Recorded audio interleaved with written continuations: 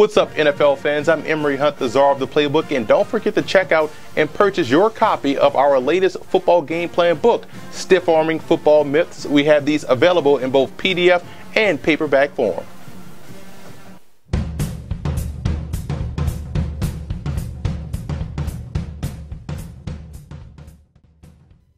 They say his game is old school, but what does that really mean? Old school means you're playing the game the right way. It means you're taking it back to a time where you did what you had to do to help your team win. Back to a time where people hated seeing your name on the schedule. Back to when offenses thrived on misdirection, the sleight of hand, athleticism, and where your quarterback was the toughest and probably baddest mofo on the field. So when you say old school, especially when referring to this program, you're talking about something special. You're talking about the birthplace of college football, 28 national titles, member of the Ancient Eight, a place where an all-Ivy League player then becomes head coach and leads the squad to their 10th Ivy League title, and the place where his quarterback, Quinn Epperly, who was the 2013 Ivy League Player of the Year, who also ranks second all-time in both passing and rushing touchdowns, all while doing so in the house that Kazmaier built. This is his small college spotlight.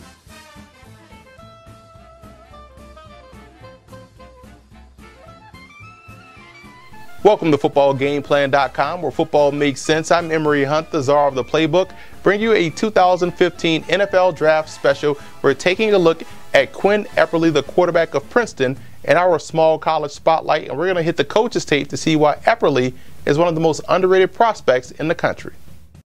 Quinn Epperly is a unique player with a lot of Tim Tebow-like qualities, so you have to evaluate him from a different perspective, from a how would I use him in my offense perspective. He's a tremendous athlete, but does he understand the basic passing principles to be successful? I think he does. And here's an example versus Harvard, one of the best defenses, if not the best defense in the Ivy League, where Epperly sees man coverage across the board, but recognizes where the deep safety is aligned. He's shaded toward the field side, and he makes a check to a fade stop on the short side of the field and makes a great back shoulder throw. It's a simple side adjustment, but as an evaluator, you want to see stuff like this.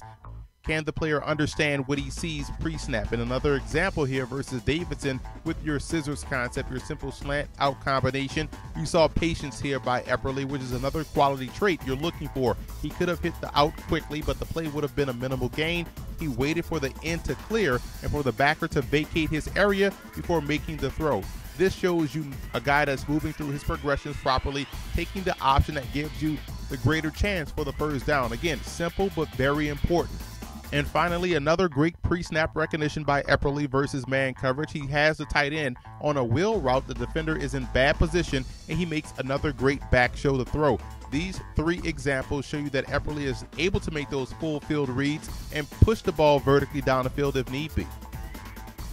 Going with a strictly how would I use Epperly perspective, I came away highly impressed with how well he throws on the move. Again, he's a great athlete, and you want to not only take advantage of his ability to throw, but also his ability to move.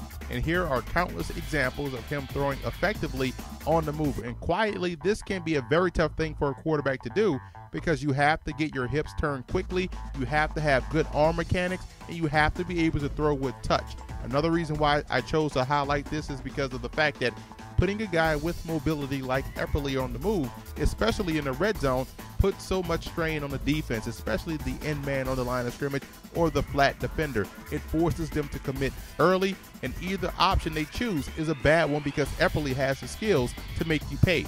Having this ability, you can start to see Epperly having a lot of success in an offense that has a lot of bootlegs, a lot of waggles in it, also in a zone read offense or even in a zone blocking scheme where his mobility keeps that backside defender at home, thus allowing an extra offensive lineman to get to the second level, which aids the running game.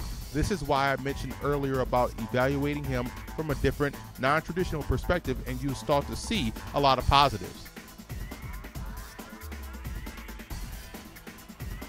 And finally, let's look at the athleticism of Quinn Epperly. I mentioned earlier how he has a unique set of skills, and you have to give a ton of credit to Princeton's offensive coaches for maximizing that talent. You saw Epperly lined up in the backfield as a running back, on the wing as a slot back or H-back. He's comfortable with the ball in his hands and has natural running skills to where you don't mind giving him carries. I witnessed live this year versus Harvard, very good defense, like I mentioned before, his ability to run routes in the short passing game and be a capable receiver. But ultimately, I'd keep him at quarterback because that's where this type of athleticism and running skills can cause problems for defense and dictates coverages. Put Epperly in a short yardage, red zone or green zone situation, or even on the goal line, and it just adds another dimension for your offense and gives the opponent one more package to prepare for.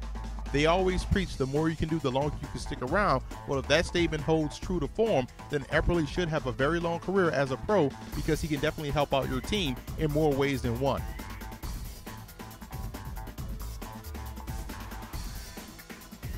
So as you can see, Epperly's game, at least in my opinion, translates well to the pro game. He can do a lot of what you'd ask a quarterback to do. I feel he'd best maximize his talents as a red zone, short yardage quarterback, playing under an offensive coordinator or a head coach with some creativity that embraces unique talents. And whether that's in the States or up in Canada, Epperly has more than enough skills to succeed, and his old school approach of doing whatever the team needs will definitely have Dick Kazmaier looking down smiling as Epperly is playing the game the right way.